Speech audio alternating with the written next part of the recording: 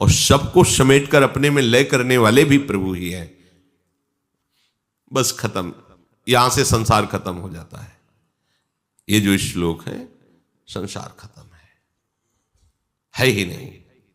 जिससे अर्पण कर रहे हैं वो भगवत स्वरूप, जो अर्पण कर रहे हैं वो भगवत स्वरूप, और जो अर्पण करता है वो भगवत स्वरूप, और जो अर्पण करने की क्रिया है ब्रह्माग्नो हुतम, वो भगवत स्वरूप। ऐसे यज्ञ को जो करता है वो सदैव समाधि में रहता है। सम बुद्धि, अपने आराध्य देव में एकदम ममता, पूरे संसार में समता, सही माने में यही समाधि है। धी माने होती बुद्धि, सम बुद्धि, जिसकी सम बुद्धि जगत में हो गई और मम बुद्धि प्रियालाल में हो गई, यही सच्ची समाधि है। करता भी भगवत स्वरूप। किशोरी मात्मानम, अपने को किशोरी स्वरूप देखकर संपूर्ण किशोरी की सुख सामग्री के द्वारा किशोरी में चेष्टा करती हुई भावोत्सवेन भजता, रात दिन उनमें मगन। अब वो प्रेम समाधि, आओ समाधि भीतर, चित ही तू मत डुलाओ, स्वामी जी कह रहे हैं, आओ समाधि भूत। ऐसा कोई आचरण मत करो जिससे तुम्हारा अगला जन्म निश्चित हो जाए, न हो अगला, आ जाओ। यह है प्रेम समाधि, भाव समाधि। सब कुछ भगवत स्वरूप, कर्ता भगवत स्वरूप है, क्रिया भगवत स्वरूप है, पदार्थ भगवत स्वरूप है। ऐसी भावना से जो करता है वो निरंतर भाव समाधि में रहता है। दैवमेवा परे यज्ञम योगिनः पर्युपासते, ब्रह्माग्नाव परे यज्ञम यज्ञे नैवोपजुहति। कुछ उपासक ऐसे हैं जो दैवम, यहां दैवम शब्द किसी देवता के लिए नहीं है, प्रभु के लिए है, कृष्ण देव के लिए है, केशव देव के लिए है, गोविंद देव के लिए है। यह देव शब्द भगवान का वाचक है। कुछ उपासक केवल केवल भगवद अर्पण यज्ञ करते रहते हैं, केवल। उनका अनुष्ठान ही होता है भगवद अर्पणम मस्तो। प्रतिपल, एक एक क्षण केवल अपने आराध्य देव का चिंतन, आराध्य देव के लिए ही चेष्टा। उनको शरीर निर्वाह की, लोक निर्वाह की, वेद निर्वाह की, धर्म निर्वाह की कोई परवाह नहीं है। केवल एकमात्र अपने आराध्य देव। जैसे ग्रहण, नक्षत्र, अमुक अमुक अमुक अमुक सब कोई परवाह नहीं, केवल अपने आराध्य देव। आठों पहर प्रेम सहित हुलसात सेवा श्यामा श्याम की जय मन ही भांत, दिन दिन प्रति अनुराग सो। बस उनका चिंतन, छैल छबीली लाडली, छैल छबीलो लाल, छैल छबीली सहचरी, मनोह प्रेम की माल, आठों पहर में डूबे हैं। संपूर्ण क्रियाओं को, संपूर्ण पदार्थों को, संपूर्ण भावनाओं को एकमात्र केवल अपने आराध्य देव में समर्पित कर दिया। समर्पण कर रहे हैं, समर्पित किए हुए भी समर्पित होते रहते हैं। उसे दैव यज्ञ कहते हैं। दैव यज्ञ भगवद अर्पण वस्तु, सब कुछ भगवत अर्पण। किसी भी क्रिया, किसी भी पदार्थ में किंचन मात्र भी कोई ममता अहमता नहीं रह गई है। उसी समय उसे स्वरूप का बोध होता है, जब कहीं किंचन मात्र अपना पराया कुछ नहीं। तो जो चेतन जड़ से तदात्म्य हुआ था ना, एकदम अलग हुआ, अपने स्वरूप का बोध हो गया। स्वरूप का ज्ञान प्राप्त करने के लिए कोई साधना नहीं है। जो असत है इसके त्याग के लिए साधना है। जहां असत का त्याग हुआ तो बचा क्या? सत। उसी में स्थित है, था, रहेगा, ऐसा अनुभव हो जाता है। विवेक विचार पूर्वक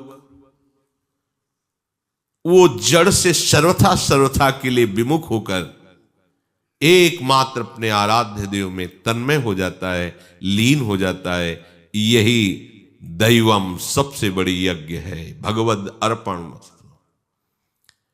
श्रोत्रादीनिन्द्रियाण्यन्ये संयमाग्निषु जुहति शब्दादीन विषयानन्य इंद्रियाग्निषु जुहति।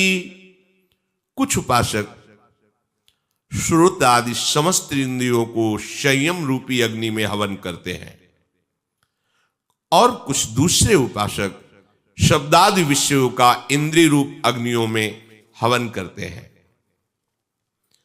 संयम रूपी अग्नि में ये अग्नि की तरह ताप लगता है। जब इंद्रियां कुछ मांगती हैं और अपने नहीं देते हैं, तो जैसे मन को कहा गया प्रमथनशील स्वभाव वाला, ऐसे इंद्रियों को भी भगवान ने पीछे वर्णन किया। ये प्रमथनशील स्वभाव वाली विचलित करती हैं। मुझे ये चाहिए, नेत्र ने ठान लिया ये देखना है तो देखना है, किसी इंद्रिय ने ठान लिया ये करना है तो करना है, नहीं वो व्याकुल कर देगी, आपको विचलित कर देगी।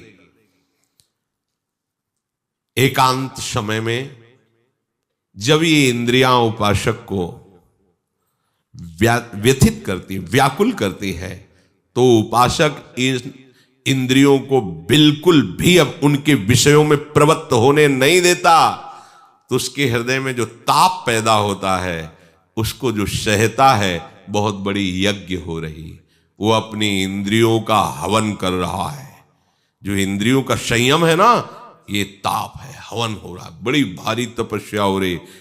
बाहर की तपस्या, जल में खड़ा होना, आग के बीच में तपना, ये हो सकता है, लेकिन इंद्रियों के द्वारा दिए हुए व्याकुलता, व्यथा और ताप को जो सह गया, वही महात्मा है, वही महात्मा है।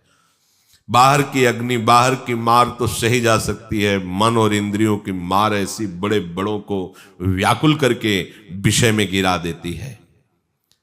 इंद्रियां, मन, बुद्धि, अहम, अब इनकी एक भी चाल नहीं चलने देता उपासक। जैसे इंद्रियां, मन, बुद्धि, अहम, विषयी पुरुष की एक भी चाल नहीं चलने देता, परास्त करके अपने में ही गिराता रहता है, ऐसे भगवद अर्पणम यज्ञ करने वाला उपासक एक भी इंद्रिय की चाल नहीं चलने देता, सावधान हर समय रहता है। सर्वात्मनान विसृजेत बहिरिंद्रियाणि, एक भी चाल इंद्रियों की नहीं चल। अगर आप माना वो उपासक है और वो उपासिका है, अब माना अगर वो ऐसी सेवा करता तो कोई उसमें हानि नहीं दिखाई देती, लेकिन हानि होने की संभावना बन जाती है। धीरे धीरे बात होना शुरू हुआ, धीरे धीरे फिर कोई परिचय बना, धीरे धीरे हमारी, वो भले हम गलत चेष्टा न करें, हमारे मन को रास्ता मिल गया गलत सोचने का। रास्ता ही नहीं देना है, बिल्कुल प्रवृत्त नहीं होने देना है, ये भगवान का आदेश है।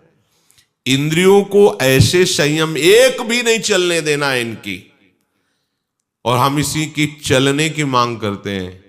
हमें अमुक वस्तु पसंद है, अमुक नहीं पसंद है। मुझे लगता है शरणागति पर फिर ध्यान देना चाहिए। अगर प्रियाजू को भोग लग गया है, वो वस्तु नहीं है, वो पदार्थ नहीं है, स्वामिनी का उच्छिष्ट है। बस एक भाव होना चाहिए, स्वामिनी का उच्छिष्ट। रसेंद्री को अच्छा लगा या रसेंद्री को अच्छा नहीं लगा, दोनों बातों को आप देखिए। अच्छा नहीं लगा तो स्वामिनी का उच्छिष्ट अच्छा नहीं लगा, नहीं वो पदार्थ। तो आप पदार्थ भोगता है या स्वामिनी के उच्छिष्ट भोगता है? विवेक और विचार पूर्वक उपासक का प्रत्येक चेष्टा करना स्वभाव होता है। आप बिना विवेक के कैसे चल रहे हैं? उपासक वही जो विवेक से चलता है। अच्छा लगा पदार्थ या स्वामिनी का उच्छिष्ट? नहीं, उच्छिष्ट ठीक है। अच्छा नहीं लगा तो क्या उच्छिष्ट अच्छा नहीं लगा या पदार्थ? नहीं, वो पदार्थ। तो क्या आप पदार्थ भोगता है? पदार्थ भोगता तो हो नहीं सकते, क्योंकि उच्छिष्ट भोगता ही स्वामिनी का शरणागत है। उच्छिष्टामृत भोक्तवैव, आपके उच्छिष्ट का भोग। हर चीज समझो। इंद्रियों का संयमन करना हमारा परम यज्ञ है। वो हमें जलाएंगी, हमें उस जलन में उनको स्वाहा। आग प्रज्वलित है, स्वाहा। हर इंद्री को नहीं, अब नहीं, अब हंसी नहीं करवाएंगे, बहुत जन्म हंसी करवा लिया इंद्रियों के